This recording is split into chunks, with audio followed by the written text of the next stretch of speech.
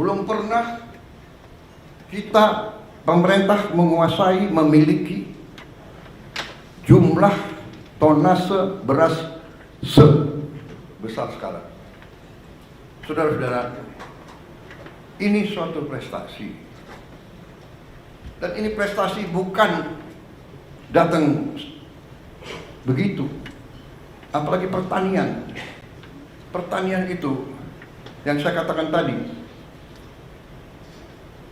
azimut kompas, salah kecil akibatnya buruk. Kita tidak memperhatikan cuaca, El Nino, kekeringan, La Nina. Kita tidak perhatikan krisis pangan. Tapi alhamdulillah pejabat-pejabat kita mengerti, mampu. Saya suka muji-muji, tidak, tapi saya ya namanya kepala sekolah, kalau ada iya kan, ada yang berprestasi, saya harus kasih tahu prestasi, benar nggak? Jadi dalam hal ini saya lihat tim pangan, Menteri Pertanian dan timnya, Menko, semua fokus. Untung aja Menteri Pertanian ada di Jakarta hari ini, hadir. Biasanya saya cari, nggak ada. Di mana? Kalimantan Barat, di mana? Jambi, di mana? Duanya, menteri dan wakil menteri, udah hitam sekali. Berarti ini menteri dan wakil menteri mana benar-benar bekerja.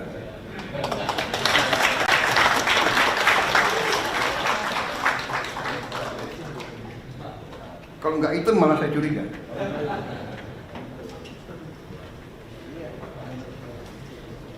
Akhirnya Pak Natalius Pigai pengen jadi Menteri Pertanian. Iya, nggak usah. Jadi ruang AC aja masih.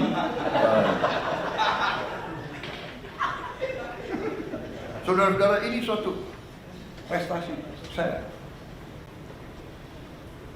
Saya merasakan karena hari ini saya terima tadi pagi, saya terima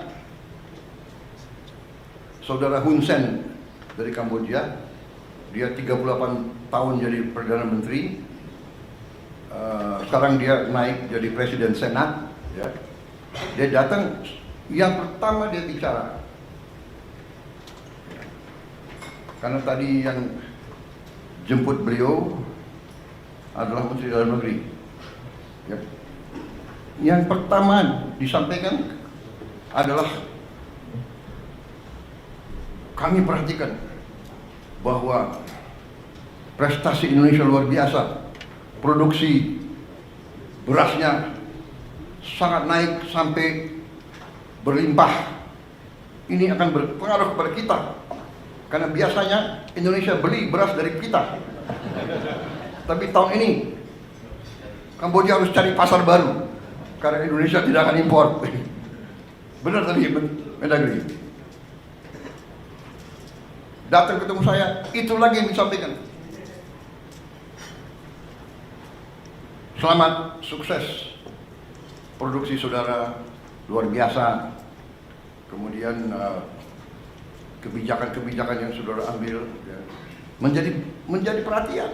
Kita sih dinilai tidak dinilai, kita hanya kerja, kita tidak mau. Tapi alhamdulillah, ya kan? Dan kita nggak boleh takut. Jadi kalau ibarat kita di kelas, di sekolah, ya kan?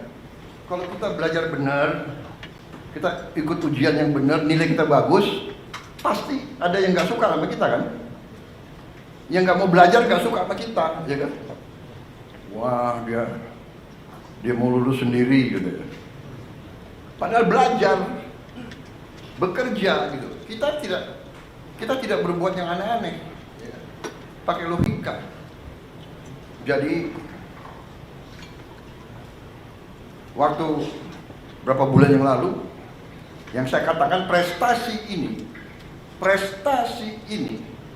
kita bisa surplus produksi Februari, Maret, April, Mei, yang Menteri Pertanian, tidak sedikit jasanya Pak Jokowi sebagai Presiden. Benar Menteri Pertanian? Sekali lagi ini saya bukan ngolor untuk apa, ya kan? Beliau udah di Solo, ya kan? Tapi saya harus katakan, karena itu benar. Beliau masih Presiden. Kebetulan Menteri Pertanian lowong, kosong kan? Iya kan? Pejabat sebelumnya ya ada masalah sedikit, kosong. Saya ketemu Saudara Amran, saya lihat bahwa ini masuk akal. Dan beliau pernah jadi Menteri Pertanian, beliau pernah mencapai suatu sebenarnya. Saya datang ke Presiden Jokowi, Bapak Presiden, karena Kementerian Pertanian kosong, saya usulkan Saudara Amran Sulaiman, Menteri Bapak Kabinet pertama. Mungkin Pak Jokowi terkesan juga sama saya kan, ini Menteri Pertahanan kok mengusulkan Menteri Pertanian.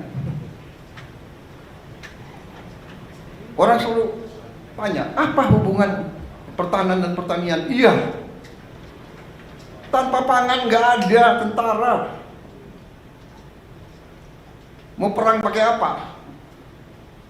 Pakai senjata, nggak ada makan. Ya nggak bisa jalan prajurit itu. Dan yang kedua, Menteri Pertahanan waktu itu, ya kan, terpilih sebagai presiden yang akan datang waktu itu. Iya kan? Jadi saya berkepentingan, ini saya salah. Pak Jokowi, dalam hati Pak Jokowi berpikir pasti begini. Nanti Mas Gibran tanya beliau, tanya Bapak. Ini Menhan saya kan ketua Gerindra. Kenapa nggak usulkan kader Gerindra? Nah, karena saudara-saudara, ini saya ajak. Karena kalau udah urusan negara, bangsa dan rakyat, partai harus kedua. Partai harus kedua. Saya pun dari partai-partai yang ada, saya selalu minta, Anda silakan, tapi saya minta yang saudara ajukan yang terbaik.